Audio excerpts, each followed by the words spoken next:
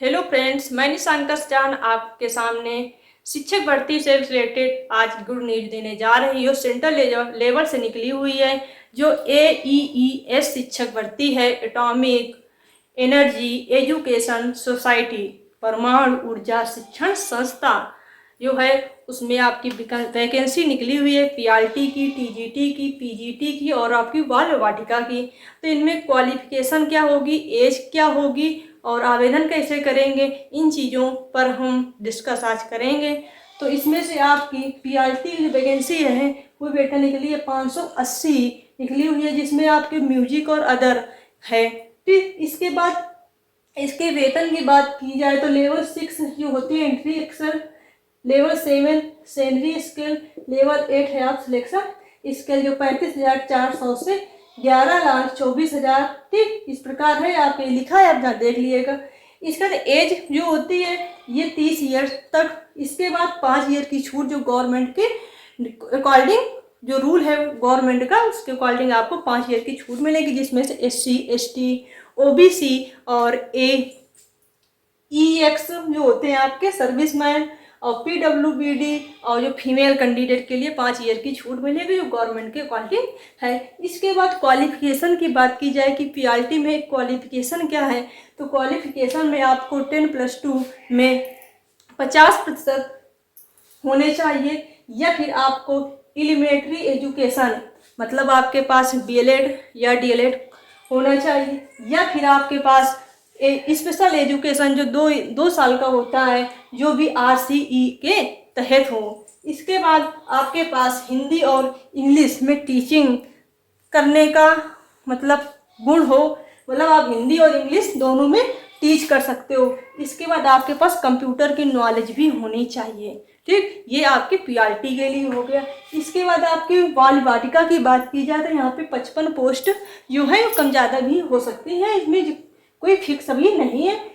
इसके बाद क्वालिफिकेशन है 10+2, इसकी क्वालिफिकेशन 10+2 और 50% के साथ। और इसके बाद आप इसमें आपके 12 में क्या होना चाहिए, इंग्लिश भी उसको आनी चाहिए, होनी चाहिए। इसके बाद NTE मतलब नर्सरी टीचर एजुकेशन यदि हो तो उसका इसमें फॉर्म फिल कर सकता है, या प्री स्कूल एजुकेशन। इसके बाद 10+2 में यदि 50% हो, या फिर आपके पास GPA का जो सिस्टम चलता है उसमें यदि आपके 50% बनना है तो ये आप फॉर्म भर सकते हो, या फिर आपके पास क्या होनी चाहिए ईयरली चाइल्डहुड एजुकेशन प्रोग्राम।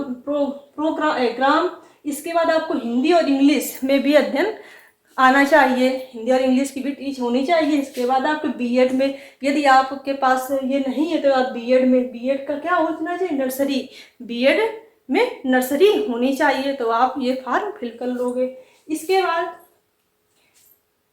और इसकी ये बात की जाए कि इसका एज रिलैक्सेशन ये आपकी PRT के ही अकॉर्डिंग चलता है, जैसे PRT में है ऐसे इसकी भी बाल वाटिका में भी एज का सिस्टम है। इसके बाद TGT की बात की 638 है, वो भी मैथमेटिक्स, फिजिक्स है, केमिस्ट्री है, बायोलॉजी है, सोशल साइंस है, कंप्यूटर साइंस है, आर्ट है, हिंदी संस्कृत है। इसकी बात की जाए क्वालिफिकेशन की तो ग्रेजुएशन मांग रहा है, क्या है ग्रेजुएशन,